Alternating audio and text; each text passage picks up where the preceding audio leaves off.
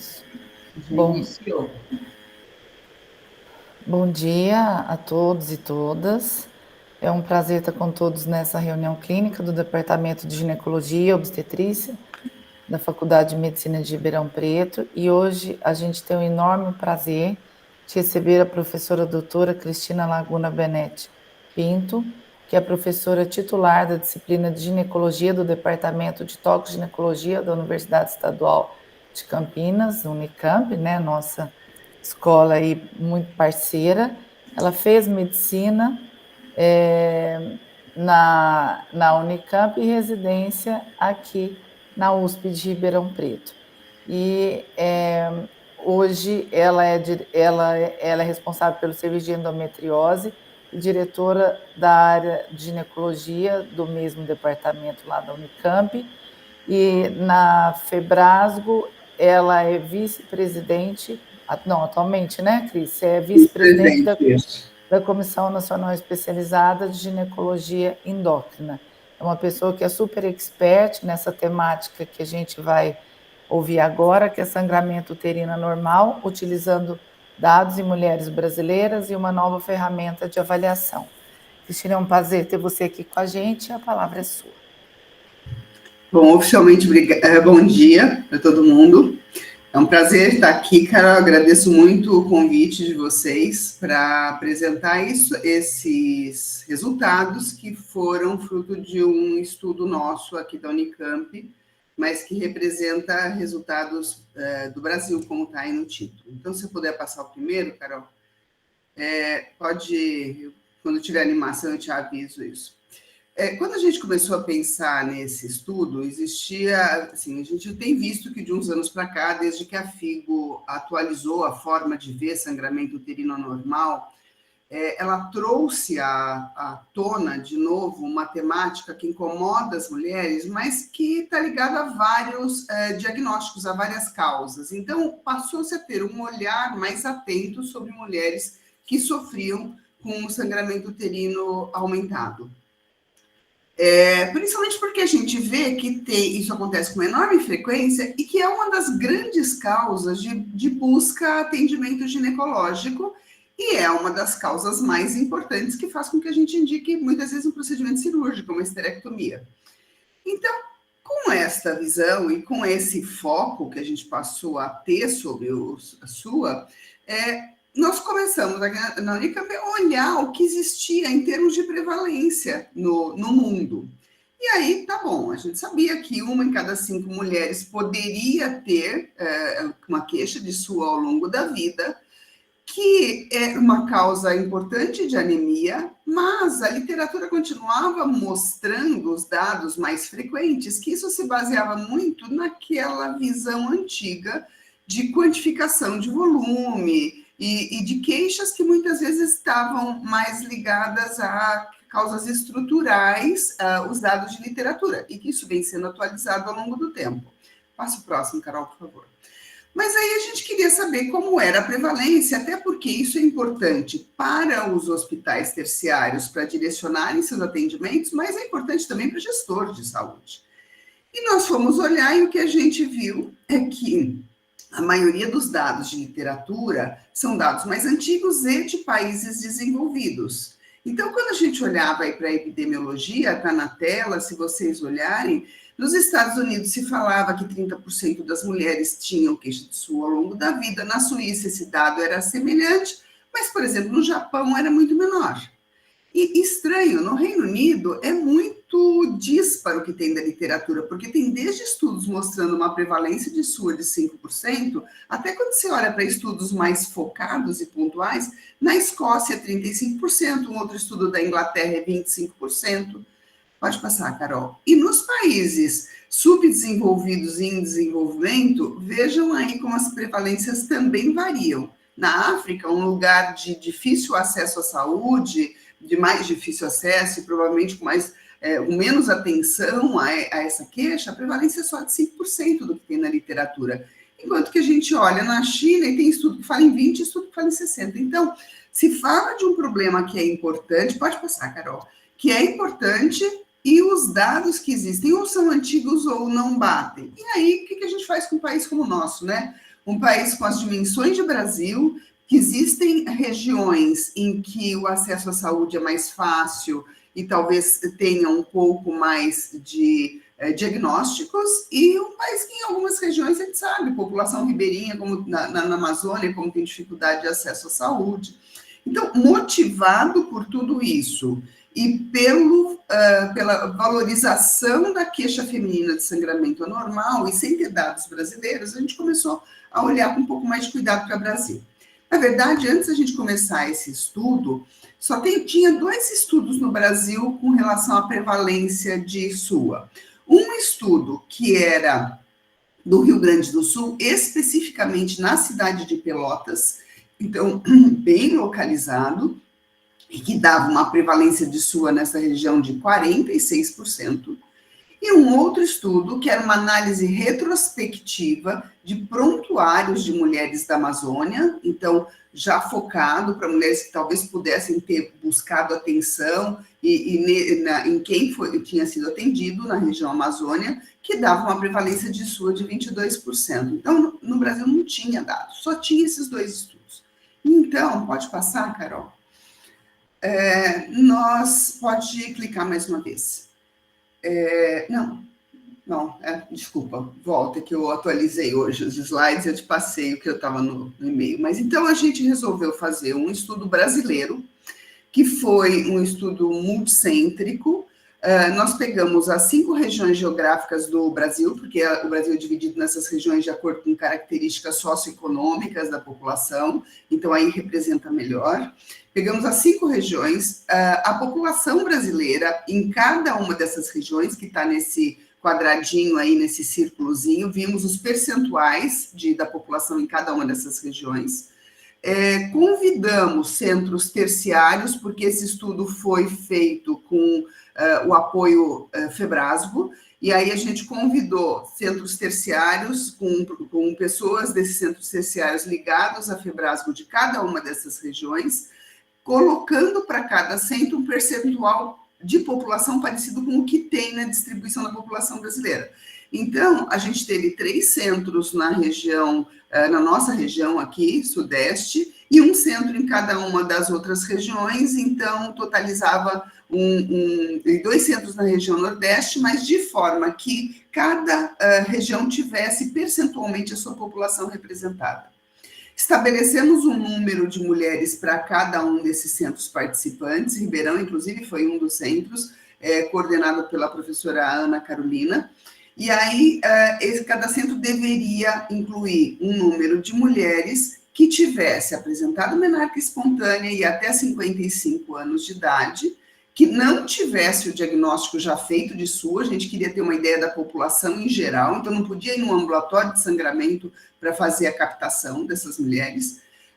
Não podia ter situações que atrapalhassem esse ciclo menstrual por gestação, por lactação, ou que tivesse esterectomizada, e aí nós aplicamos um questionário. Foi calculado um N amostral, e nós incluímos 1.900 mulheres, as que estavam menopausadas a gente excluiu, e ficamos com um N amostral calculado de 1.761 mulheres para representar a população brasileira.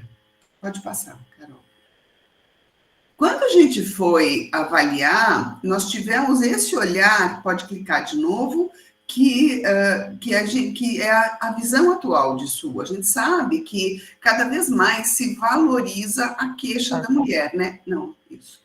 Então, esta ideia de que dentro de todos os conceitos, a gente avaliou, se vocês forem olhar aí, os conceitos quantitativos ligados ao ciclo menstrual. Então, quanto dura, quando menstrua, com que volume, com que quantidade, com que regularidade, mas a gente quantificou volume pela autopercepção das mulheres, como é a visão atual.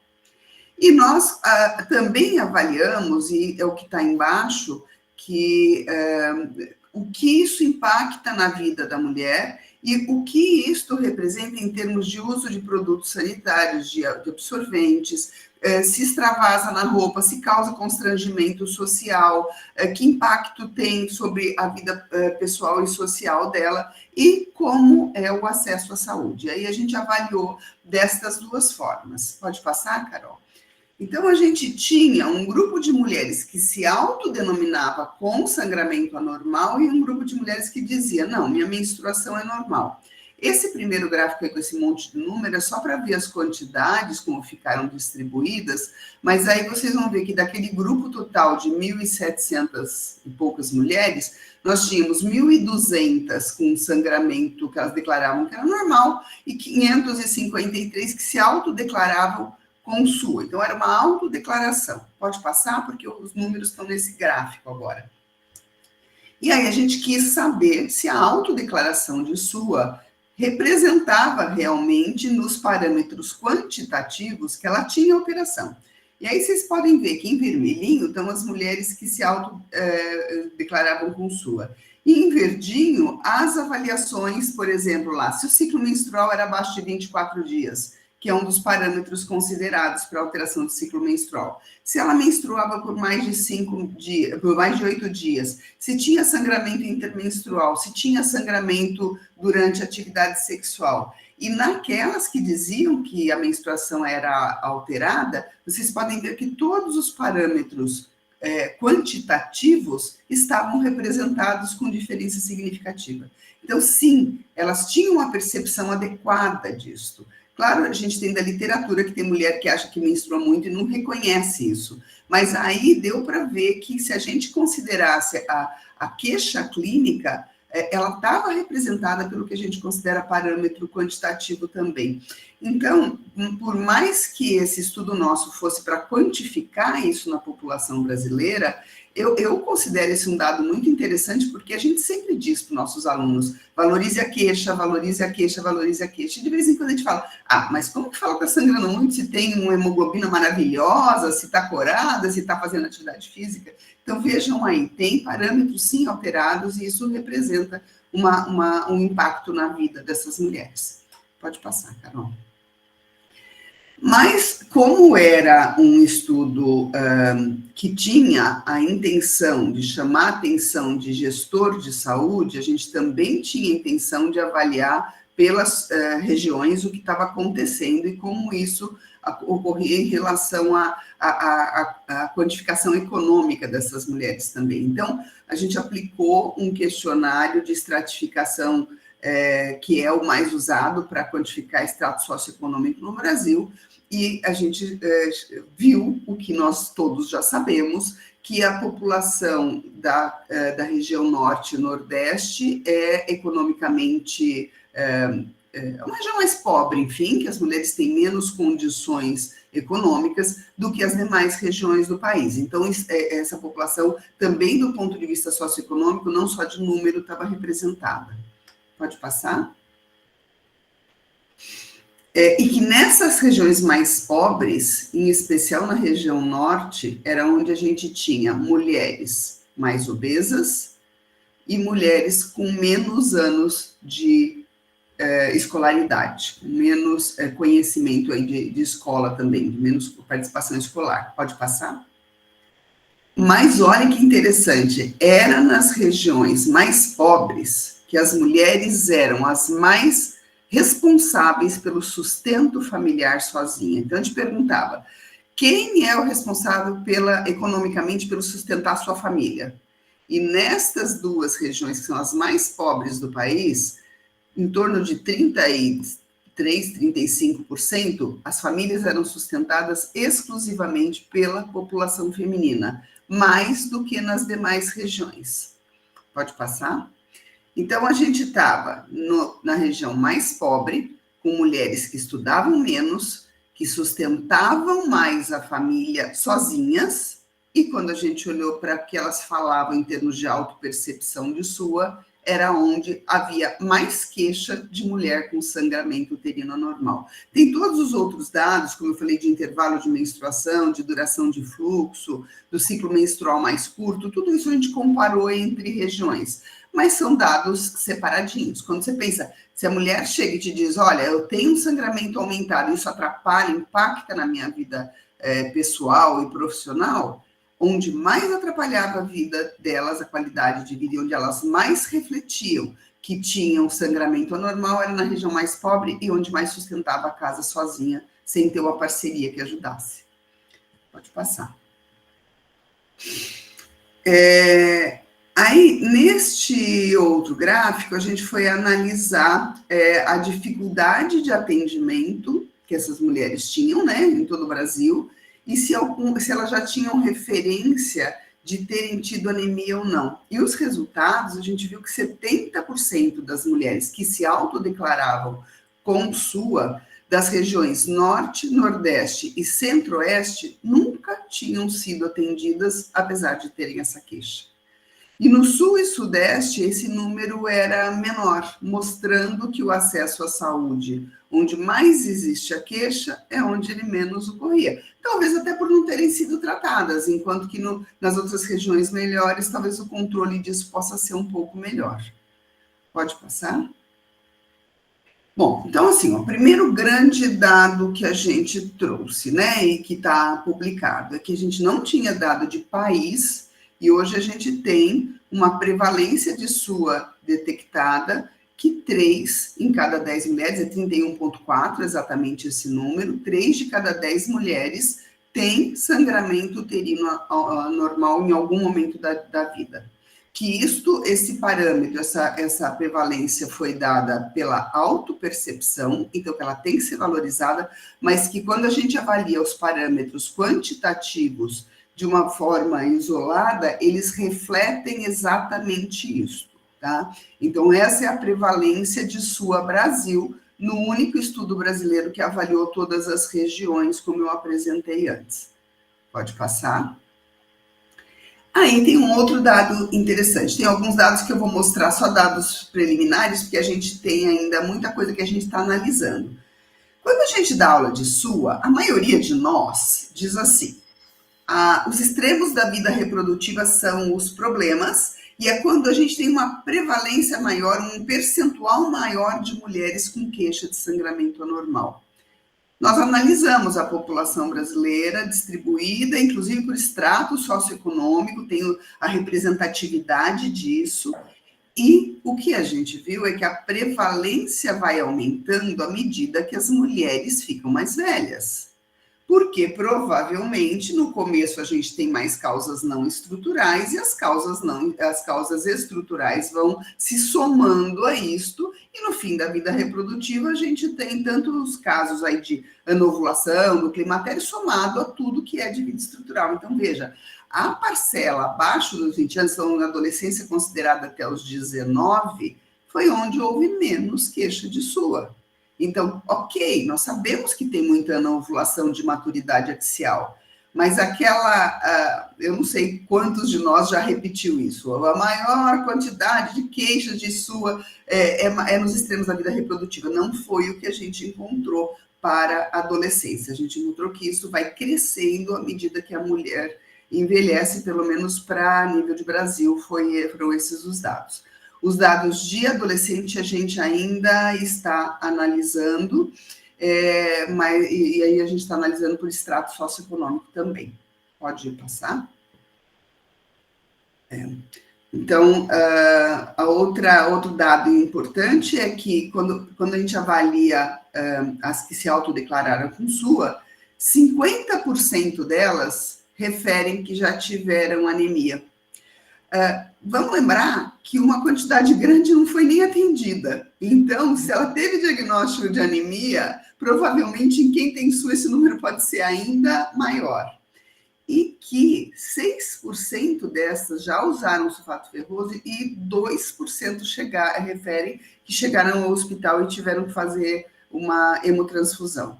Todos esses dados, com certeza, pode deixar passado, estão subvalorizados pelo número de mulheres que nunca foram atendidas, então é para a gente realmente levar isso tudo em consideração.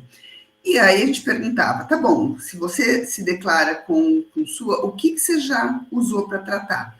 E os tratamentos, como já esperado, principalmente são os tratamentos hormonais, que eu coloquei aí, mas o dado que mais chamou atenção é que das 557 mulheres que diziam que tinham SUA, 200 receberam um diagnóstico e 350 não sabiam por que sangravam. Então, este é um outro dado que faz a gente questionar além da falta de assistência à saúde, a forma que a gente está explicando para as nossas pacientes a causa do sangramento e se isso vai continuar acontecendo ou não e como vai tratar. E, claro, o maior percentual das que sabiam era por leiomioma e por adenomiose, que são diagnósticos mais fáceis de fazer e mais fáceis de serem orientados para essas mulheres. Pode passar? Bom, então assim, ó, o que a gente viu aí?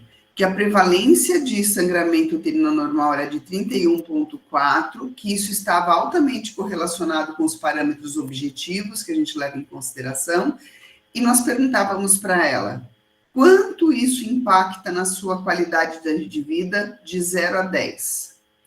Primeira grande resultado, em geral, 5 de 10 mulheres referem que a qualidade de vida piora no período menstrual, mesmo não tendo sua. Então, o período menstrual, numa mulher que está inserida em mercado de trabalho, muitas vezes, que sai de casa, que tem uma vida profissional e social que nem sempre favorece os cuidados com o período menstrual, atrapalha a qualidade de vida. Mas quando tinha a sua, 8 em cada 10 mulheres referia piora de qualidade de vida. Nós temos a quantificação de quanto isso representa também, mas 8 em 10 referem que a qualidade de vida é ruim. Metade teve diagnóstico de anemia e 2% com indicação de hemotransfusão, chamando atenção que muitas mulheres não são tratadas e nem têm diagnóstico adequado. Pode passar, Carol. Pode passar. Isso eu falei. Aí o outro estudo, que era essa coisa da gestão de saúde, foi a distribuição pelas regiões socioeconômicas, em que a gente encontrou que a prevalência de SUA foi maior nas regiões norte e nordeste, as socioeconomicamente menos favorecidas, que a prevalência de SUA, anemia e necessidade de hospitalização também foi maior na região norte e nordeste, reflexo de uma má atenção à saúde, quando chega já com um comprometimento maior, que precisa até muitas vezes de hospitalização, mostra que demorou para esse atendimento, e que o acesso à saúde nas regiões mais pobres também é pior. Pode passar. Bom, aqui principalmente para mostrar o dado que eu já falei antes, comparado ao mundo, a prevalência de SUA em adolescente, se vocês olharem aí na Suécia é de 37%, na Nigéria de 12%, em Hong Kong em torno de 20% e no Brasil em torno de 20% também, mostrando mais uma vez que os dados são muito variáveis das diferentes populações estudadas no mundo. E vejam aí que no Brasil, 32% das adolescentes com SUA referiu que já teve anemia em algum momento da vida. É muito alto esse número, é muito alto. Então, também é para questionar o tipo de atendimento que a gente oferece para adolescente que se queixa de menstruação mais abundante. Ter 32% num grupo de SUA que já teve anemia, para mim, me parece que, se bem atendido, talvez não precisasse um diagnóstico tão frequente assim. Pode passar? Bom, então, todos esses dados foram os dados que a gente tem de população Brasil. Mas aí nós começamos também a questionar a forma que a gente avalia isso dentro dos nossos ambulatórios. Nós temos um ambulatório específico de sangramento uterino anormal. E aí, o que a gente estava fazendo para avaliar? Ok, a gente perguntava da autopercepção, mas muitas vezes para pesquisa a gente precisa ter dados um pouco mais objetivos. E aí, nós analisamos os instrumentos que estavam disponíveis e o que a gente vê é que na maioria dos lugares se usam instrumentos quantitativos de avaliação de sangramento anormal. O que está em azulzinho aí são os quantitativos, então tem a análise da hematina alcalina, que é usado para pesquisa, basicamente, e os métodos gráficos, que são métodos quantitativos, e autopercepção pura e simples, a pergunta é um método qualitativo, mas como é que a gente avalia a qualidade de vida e o reflexo? Uma escala, como a gente fez, de 0 a 10? Utilizando instrumentos para analisar a qualidade de vida? Então, pode passar. Gente, alguém está com o som ligado, por favor, podia desligar. Pode passar, Carol. Então, aí são exemplos de instrumentos quantitativos. O que mais se usa é o PBAC, que você pede para a mulher anotar lá quantos absorventes por dia usou, de quanto que ele estava encharcado, só que eles sofrem influência do tipo de absorvente que ela usa, se é melhor ou pior quantidade. Agora a gente tem os copinhos menstruais crescendo, esse é um dado interessante também do nosso estudo. No Sudeste, no Sul, o número de mulheres usando os coletores menstruais é bem significativo. Mas esses métodos aí eram métodos exclusivamente quantitativos, pode passar. E aí a gente queria uma coisa que avaliasse quantitativa e qualitativamente. E não existia esse instrumento para a gente aplicar em pesquisa de saúde, para poder acompanhar as nossas pacientes. Então, nós fomos olhar para a literatura e encontramos estas 4 escalas aí de avaliação qual e quanti do sangramento menstrual. Algumas eram um pouco específicas demais, então eram mais específicas para mulheres com mioma. Então, nós fomos olhar cada um deles com detalhes. Alguns eram de difícil aplicação, alguns não podiam ser aplicados por autoaplicação, a mulher mesmo responder, precisava de um profissional o tempo todo. Então, nós escolhemos o MBQ, que é esse questionário de sangramento menstrual, para analisar. Pode passar? E olhamos o que existia na literatura para compará-lo, porque a gente estava analisando qualitativa e quantitativamente, então nós comparamos com o PBAC, que é o mais usado quantitativamente, e qualitativamente tinha SF36, RUCOL breve, RUCOL completo, mas são, pode passar, Carol, instrumentos validados na literatura para usar qualidade de vida, não vai dar para ler, mas é assim, pergunta, o quanto você está satisfeito, acho que nem eu consigo ler aqui, com a sua qualidade de vida e no dia a dia. Então, de uma forma bem... Tá bom, Pessoal, fecha o microfone, por favor. Ilza, eu acho que você consegue mutar os microfones. Né? Enquanto que no MBQ, as perguntas eram mais específicas para quem está avaliando sangramento uterino normal. Então, no mês passado, quantos dias você evitou atividades em família pensando que estaria sangrando? Então, realmente, ele representa muito mais quantitativamente o impacto de sangrar muito na vida pessoal, na vida profissional, nas atividades das mulheres. Pode passar? E aí foi um instrumento que foi desenvolvido a partir de mulheres que sangravam muito. A autora uniu um grupo de mulheres e foi perguntando para cada uma delas como que representava isso na vida delas, e foi fazendo as perguntas. E dividiu, além da parte quantitativa, que é um dos domínios, ela acrescentou um domínio de dor.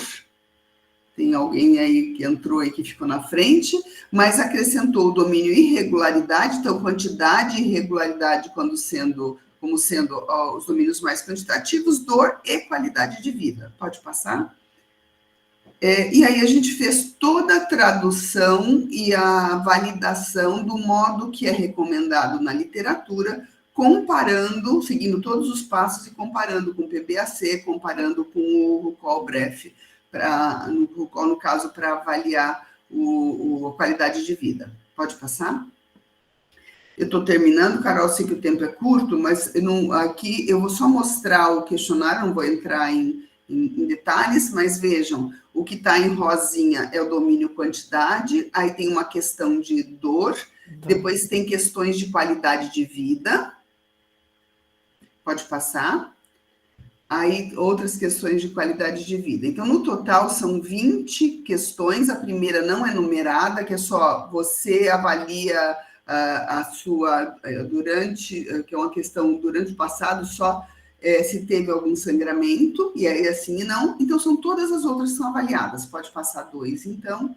E aí tem um esquema de pontuação que é muito simples, porque cada uma daquelas que vai assinalando tem uma numeração, e aí para cada domínio tem as questões representadas, e elas são, então, somadas para dar um score.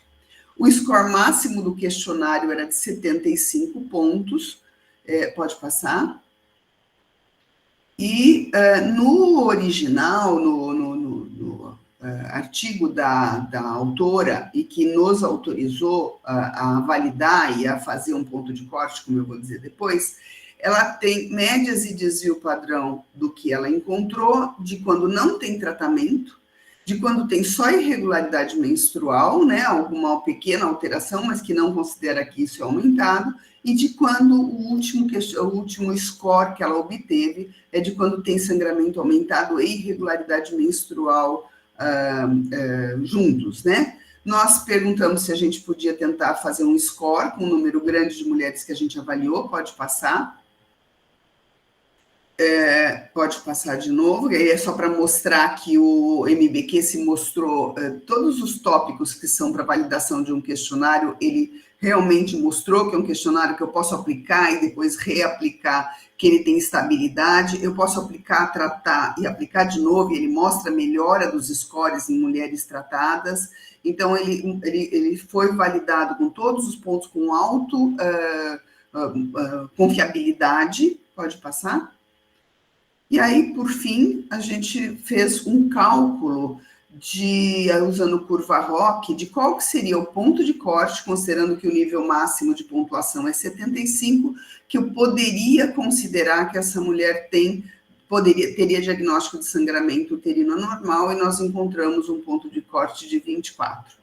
Nós esperamos que mais serviços utilizem a ferramenta para a gente poder validar esse ponto de corte em mais lugares, mas com esses dados iniciais foi o que a gente encontrou de valor de corte para diagnosticar a SUA. E para terminar, então, chamando atenção para essa prevalência de SUA, que agora nós podemos dizer que no Brasil é de 31,4%, para piora de qualidade de vida e para melhorar a atenção na saúde, melhorando o diagnóstico, que tantas não têm diagnóstico, e impedindo que muitas cheguem já com um diagnóstico de anemia importante a ponto de precisar de hospitalização. Acho que pode encerrar a apresentação. E então